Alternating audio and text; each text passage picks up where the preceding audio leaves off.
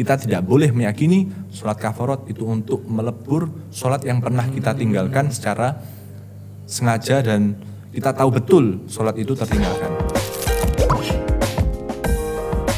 Kan gini, sekarang itu banyak masyarakat yang mengatakan kalau di Jumat terakhir di bulan Ramadan ini ada yang namanya sholat kafarat ya. Betul. Nah, itu sholat kafarat itu kata mereka itu untuk penebusan dosa, penebusan sholat-sholat yang sudah ditinggalkan. Itu apakah benar sih, Cak? Jumat terakhir di bulan Ramadan. Oh iya, itu sering sekali. Setiap kali Ramadan pasti nanti ada sholat. Ada broadcast di WA. Mana-mana bertebaran terus setelah itu di-share di setiap grup-grup keluarga segala macam. Perlu kita ketahui, sholat kafarat itu adalah sholat yang dilakukan di akhir Jumat dan itu dilaksanakan kalau tidak salah seingat saya 17 rakaat seperti dengan rakaat sholat satu harinya. Yang mana itu dipercaya sebagai sebuah sholat yang bisa melebur sebuah sholat-sholat yang kita tinggalkan. Namun itu sifatnya adalah ihtiyat saja, hanya untuk berhati-hati. Selagi kita tahu kita meninggalkan sholat, katakanlah kemarin sempat tidak sholat zuhur, kemarin sempat tidak sholat subuh dan ditinggal, itu harus tetap dikodoni. Jadi yang mengatakan sholat kafarat itu adalah boleh, yaitu Syekh Abu Bakar bin Salim, itu tetap tidak menyetujui apabila sholat baro'ah atau sholat kafarat itu digunakan untuk menghilangkan tanggungan kodoan sholat yang pernah kita tinggalkan. Dalam urusan sholat baro'ah atau sholat kafarat ini, ulama berbeda pendapat. Satu pendapat yang memperbolehkan yaitu Syekh Muhammad Abu Bakar bin Salim, Syekh Abu Bakar bin Salim. Nah, beliau memang sudah diketahui kredibilitasnya dalam keilmuannya. Kita tidak bisa meremehkan beliau. Beliau mengatakan sholat kafarat itu ada. Sholat kafarat itu boleh untuk dilakukan. Bukanlah sesuatu yang mengada-ngada. Bahkan orang-orang Yaman sekalipun sampai saat ini masih sering untuk melaksanakan sholat kafarat itu. Namun tetap tidak menafikan sebuah pendapat yang mengharamkan pada sholat kafarat itu. Di antaranya adalah Imam Ibnu Hajar. Beliau mengatakan sholat kafarah haram untuk dilakukan. Tapi sekali lagi, walaupun kita menganut faham sholat kafarah itu ada yang mengatakan boleh, kita tidak boleh meyakini sholat kafarat itu untuk melebur sholat yang pernah kita tinggalkan secara sengaja dan kita tahu betul sholat itu tertinggalkan. Sifat sholat kafarat adalah di saat kita semacam berhati-hati saja gitu. Yakin dalam hati tidak pernah meninggalkan sholat, tapi didasari ihtiyat kita laksanakan sholat kafarat. Oh lupa kemarin ninggalin sholat nggak ya? Akhirnya gitu aja sholat. Kurang lebihnya begitu untuk memahami apa jawazul sholat kafarat menurut Imam Abu Bakar bin Salim itu. Ya. Oh jadi memang kalau memang dia sadar betul meninggalkan sholat maka nggak boleh. Iya, hanya boleh menggantinya dengan sholat kafarat. Akhirnya kan gini, kalau masyarakat mempunyai pemahaman yang agak keliru seperti itu, akhirnya mereka semacam saya ninggalin sholat gini-gini, ada sholat dibayar sholat kafarat aja lah, beres kayak gitu. Itu nggak boleh ya, kayak gitu. Tidak semudah itu kan. Iya. Tetap tanggungan. Baik. Berarti tetap harus kodok ya? Iya, jelas tentu. Tapi melaksanakan sholat kafarat pun juga nggak apa-apa, tapi dengan dalih untuk menghati-hati tadi. Betul. Mengikut kepada pendapat yang diperbolehkan yaitu Syekh Abu Bakar bin Salim. Kalau Ramadan ini kan kita disunahkan untuk menghidupi bulan Ramadan, memeriahkan bulan Ramadan seperti itu.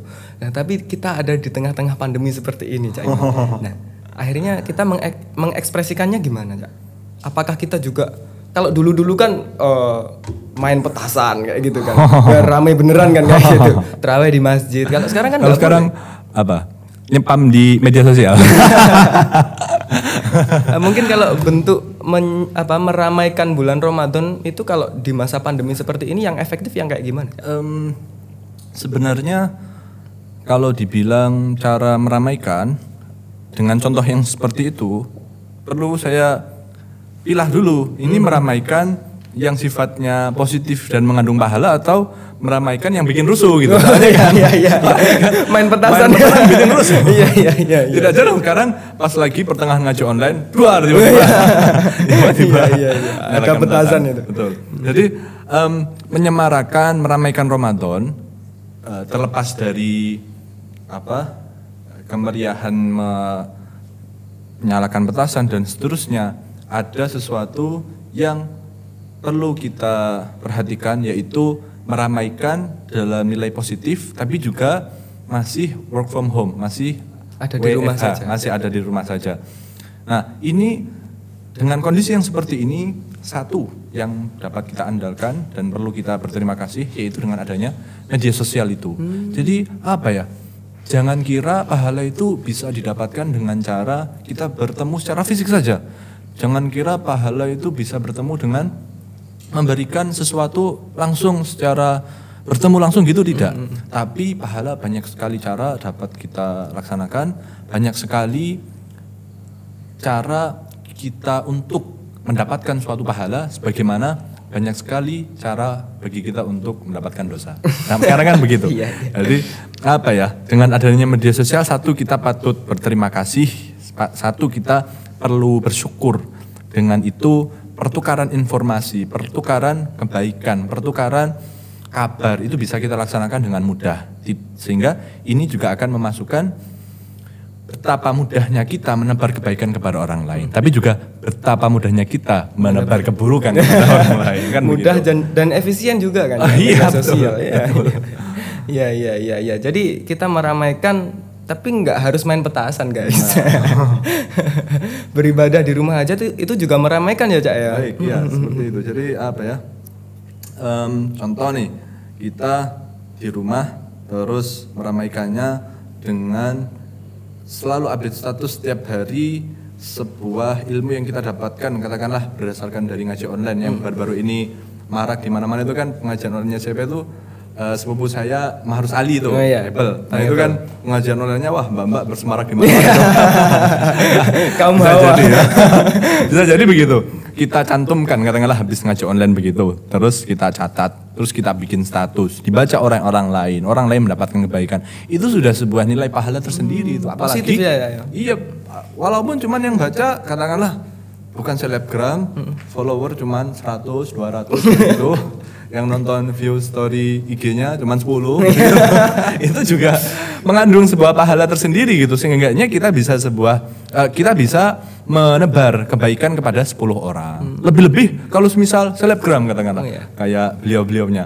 Itu yang saya tahu loh ya, katakanlah dari satu postingan kita bikin story atau kita bikin feed di Instagram, dibaca kurang lebih, kalau story kurang lebih 10.000 orang. Feed dibaca, dilihat orang dalam kurun waktu 1 bulan bisa sampai 30.000. Nah ini itu jangan kira tidak mengandung nilai pahala. Wah itu pahala bisa dibilang kayak tabligh akbar itu.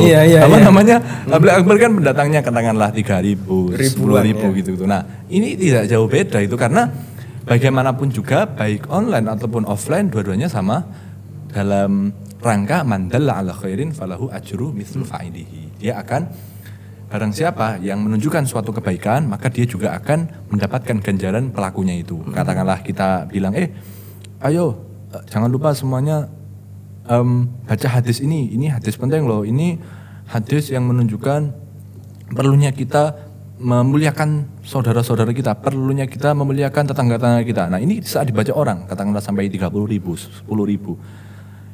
Ini yaitu sama dengan kita memberikan sebuah kebaikan kepada 10.000 orang secara fisik, secara langsung gitu. Secara offline. Iya. Jadi nggak ada bedanya gitu, antara kita bertemu langsung atau tidak, malah justru sebagaimana melihat pada fungsi teknologi itu sendiri, itu akan mempermudah bagi kita untuk menyebar suatu kebaikan tanpa harus bertemu. Nah itu begitupun modal wifi.